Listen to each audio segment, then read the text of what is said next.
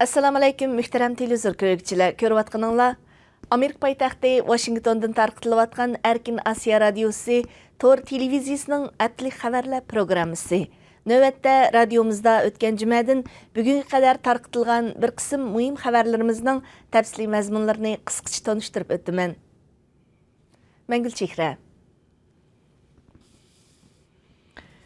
Uyghur diyarındaki siyasi bastırış bağansırı yuqur pəlliği çıqıvatqanda Amerika hökumətinin bu işqi boğan diqqətimi bağansırı küçəyməkdə. 10 oktyabr günü Amerika Dövlət Məclisində ötküzülgən muxbirlarını kütüb eliş yığında Kengash Palatasının əzası Marco Rubio Şinjan Uyghur kişilik huquqi namidagi qanun turg'uzish ishlarining boshlanganligini bildirdi.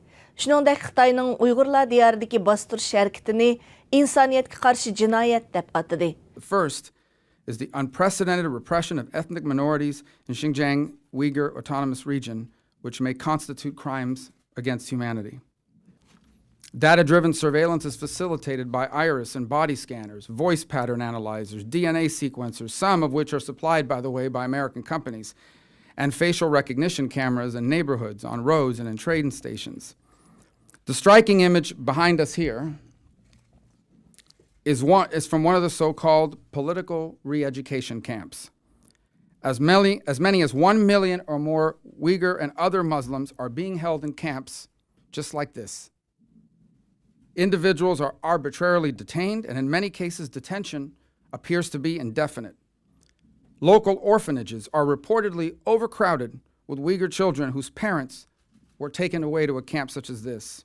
In connection with the findings and recommendations included in the CECC report, Congressman Smith and I are announcing a number of joint initiatives. We are deeply troubled by what is taking place in Xinjiang and have worked to draw attention to the gross human rights violations being committed.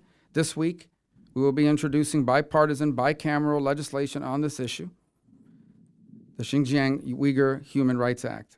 Ma'lum bo'lishicha, hozir Amerika Davlat Majlisida turmidagi Uyg'ur ziyolisi Ilham To'xtini 2019-yillik Nobel tinchlik mukofotiga nomzodlik ko'rsatish jiddiy muhokama qilinmoqda ekan.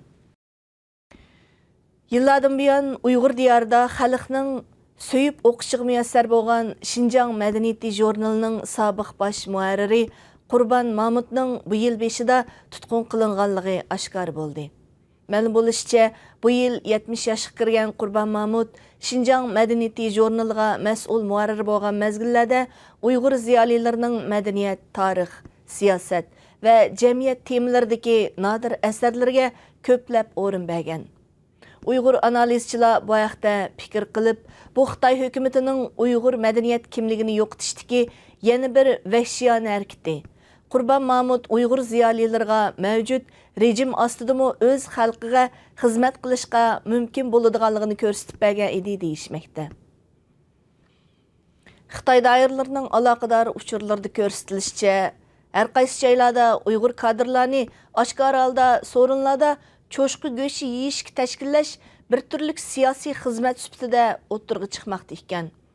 Urumchi shaharlik taftish mahkamasining 8-oktyabrdagi umumiy yig'inda bundan keyin taftish sistemasidagi kadrlarning diniy e'tiqod bilan munosabatlik har qanday faoliyatda bo'lmasligi hamda yemak-ichmak ishlarida halol harom masalasini tilga ilishga bo'lmaydiganligi talab qilingan. Shuning bilan bir vaqtda Maralbeshi noyasidagi Uyg'ur kadrlarning Xitoy restoranida maxsus tayyorlangan cho'shqi go'shi qo'rimlari yeyishga tashkillanishi zamonaviy turmushga yuksalish deb zo'r dag'dug'i bilan tashviq qilinmoqda ekan. Yaqinda Xinjiang Universitetining sobiq muavin mudiri Dilmurod G'ofurning 2017-yilning boshlarida intizomga xiloflik qilish bilan ayblanib, tekshirishga elib ketilganligi hozirgacha hech qanday xabar yo'qligi ma'lum bo'ldi. Dilmurod G'ofurning tutqun qilinishi Xinjiang Universitetining mudiri Toshpo'lat Teyib tutqun qilingan vaqt bilan bir mezgilga to'g'ri keladigan bo'lib, Dilmurodning boshqa urug' tuqqanlarining tutqun qilinganligi ma'lum. Uyg'ur sarxillarni tutqun qilish to'lqinida yana Ili Pedagogik institutining o'qituvchisi doktor Nijat Sopuning maktabdan qo'g'landi qilinganligi haqida uqtirish chiqarilgan. Ammo uni bildiganlar uning lagerga elib ketilganligini olg'a surayotganligi ma'lum. 2016 yılı Xitay hökumətinin chet ellərdəki Uyğur oquvchilarni yurtiga qaytishga buyruq qilishi bilan ko'plagan o'quvchilar buyruqqa bo'ysunib qaytib kelgan edi.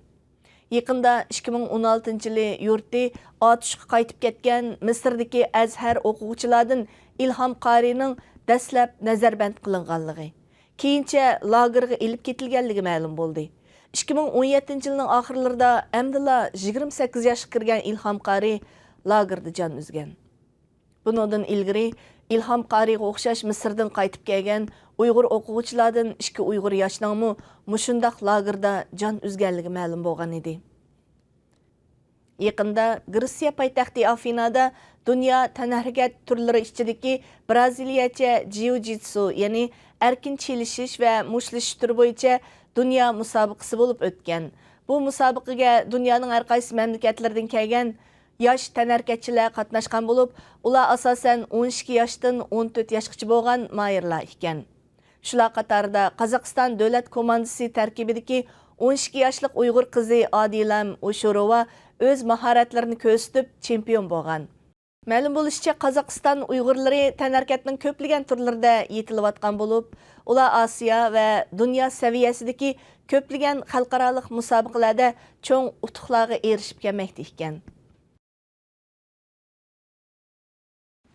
Muhtaram televizor ko'ruvchilar, yuqorida Erkin Osiyo radiosining haftalik muhim xabarlar programmasini ko'rdinglar. Kelar hafta ko'rishaylik. Xayr xo'sh.